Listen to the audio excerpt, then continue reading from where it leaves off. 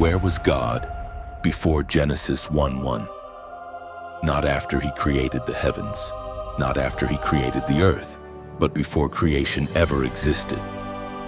Most believers answer this question without thinking, saying God was in heaven. But there's one major problem with that answer. Genesis tells us that heaven itself was created, so if heaven had a beginning, where was God before heaven existed? Did he exist in another place? Was there another heaven before this one? Or have we misunderstood God's dwelling place all along?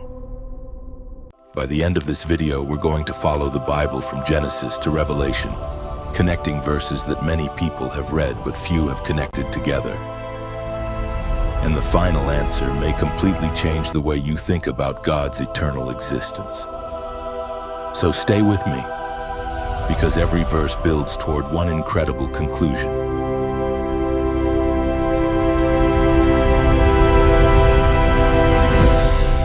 When people think about God, they naturally imagine him seated on his heavenly throne. That picture is certainly biblical.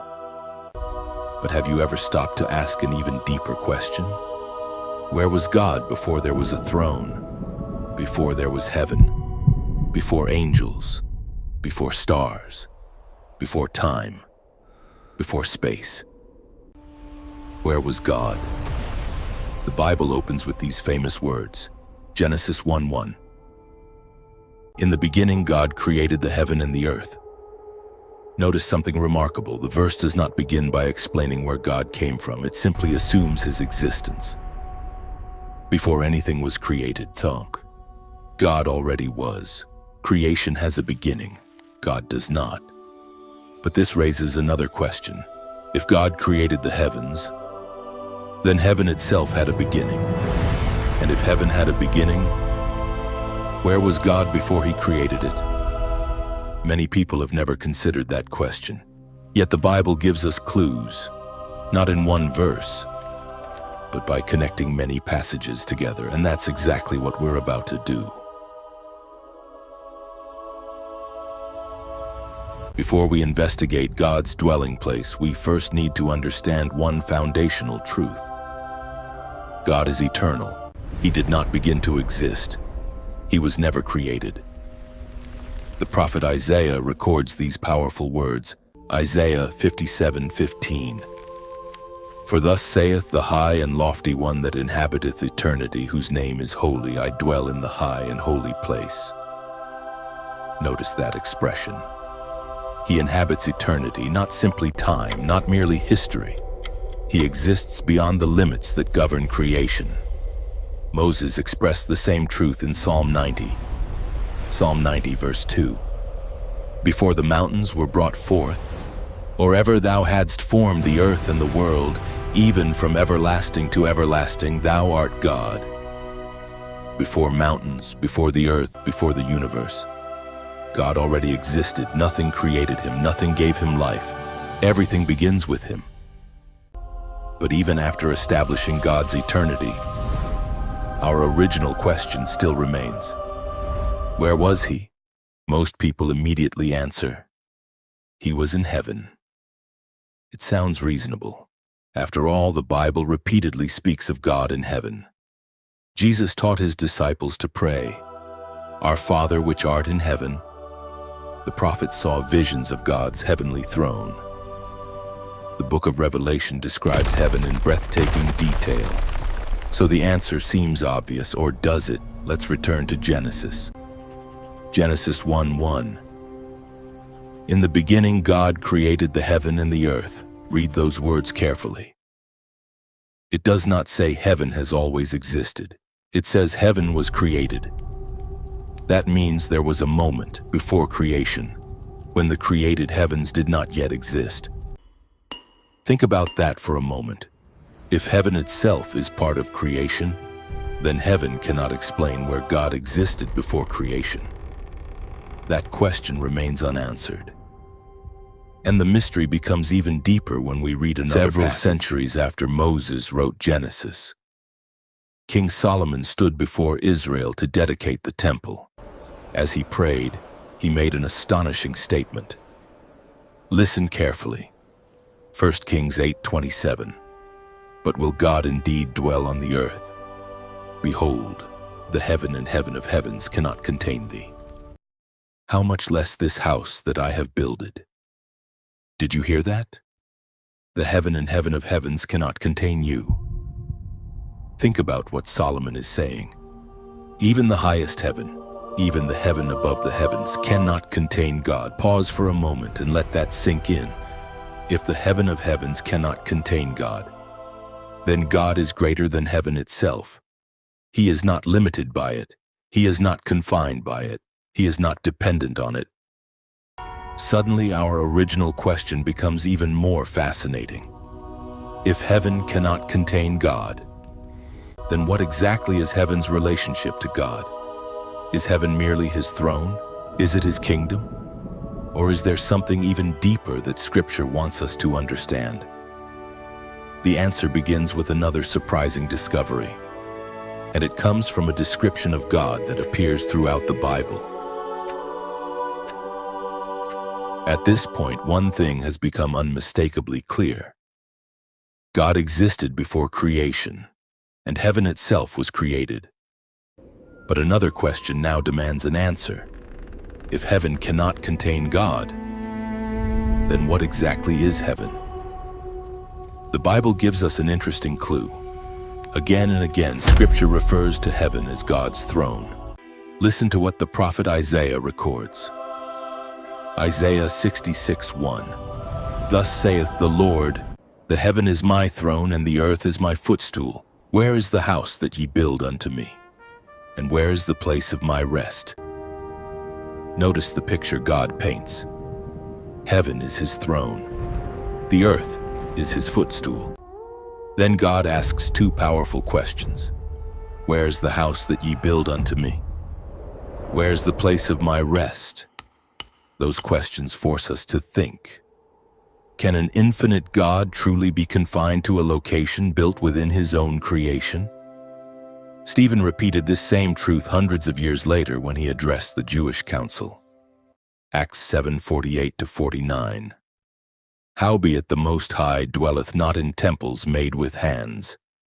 As saith the prophet, heaven is my throne, and earth is my footstool. What house will ye build me, saith the Lord? Or what is the place of my rest?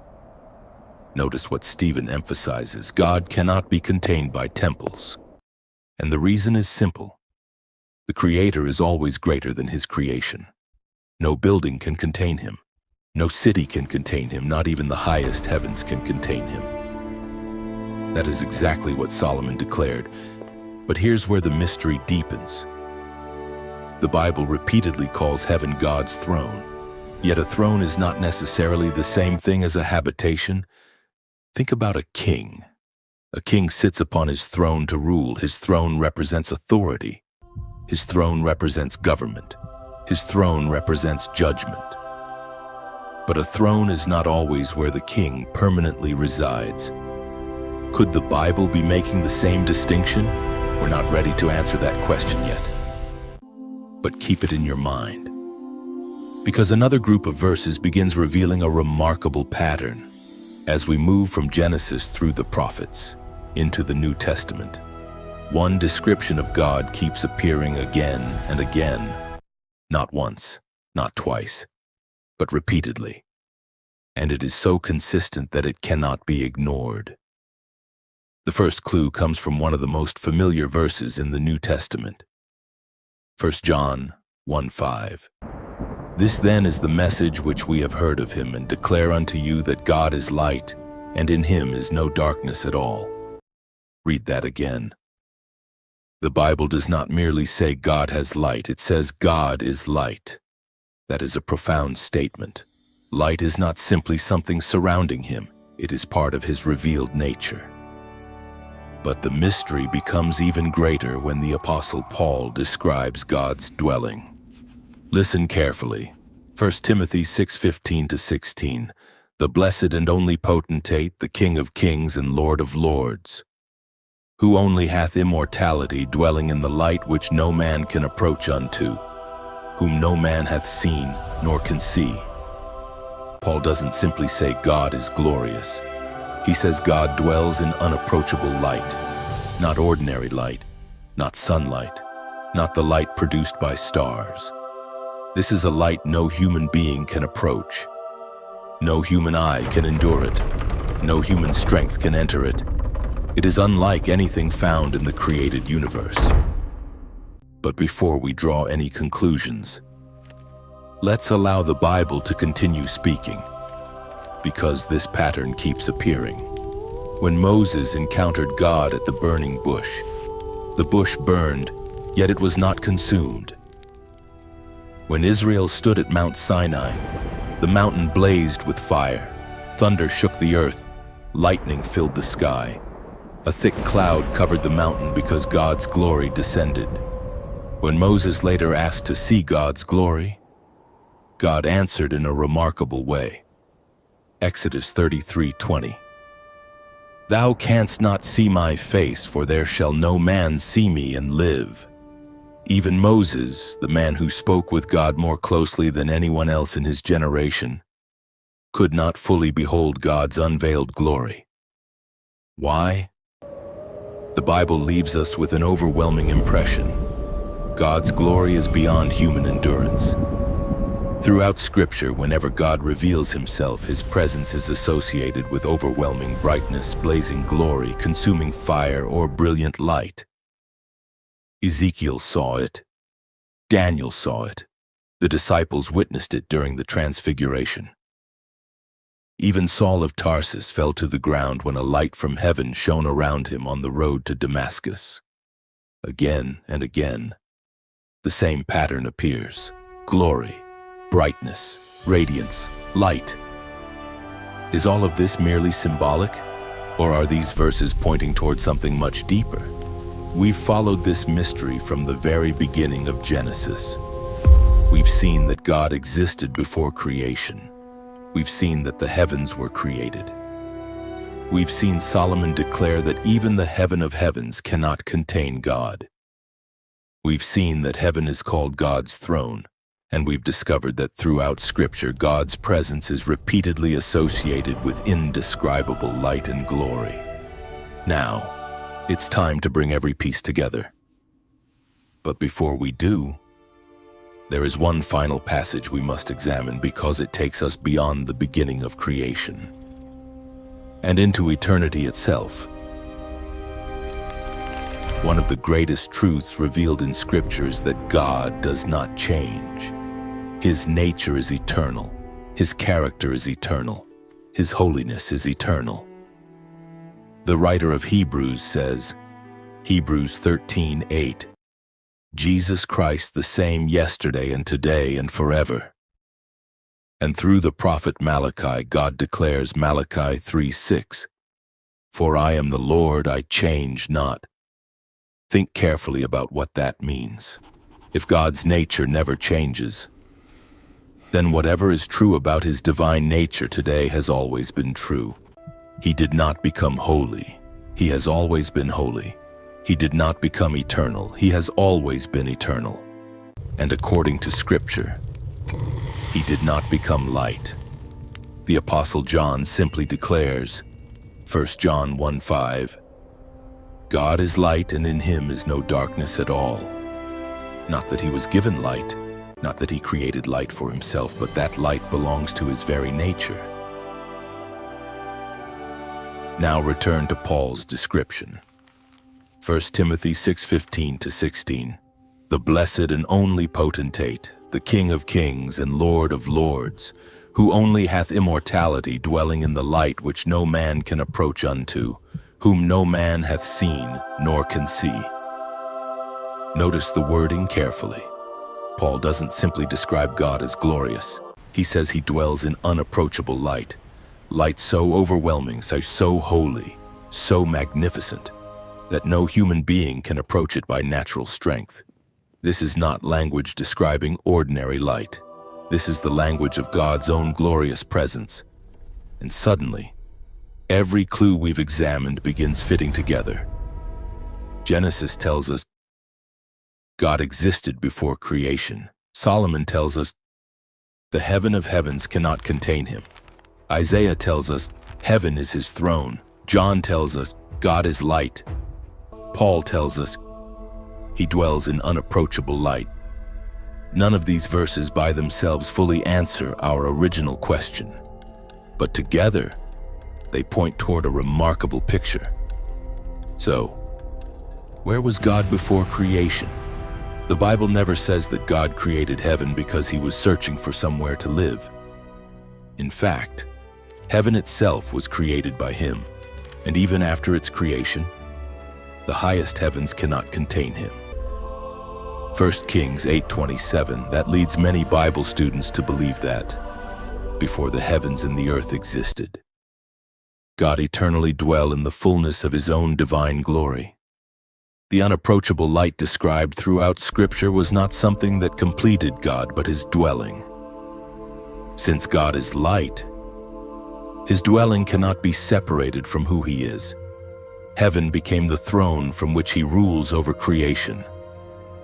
He wasn't waiting for heaven to be created so he could have a place to dwell. Instead, God has always dwelt in his own glory, before he created the heaven and the earth. Now I'd love to hear your thoughts. Do you think the scriptures point toward God's eternal habitation being his own unapproachable glory and light? Or do you understand these passages differently? Share the Bible verse that most shaped your conclusion in the comments below.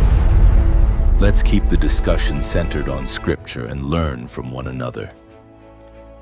If you enjoyed exploring this biblical mystery, don't forget to subscribe, because in the next video we'll uncover another fascinating question hidden in the pages of Scripture. Until then, keep searching the Scriptures, because every page reveals something new about the greatness of God.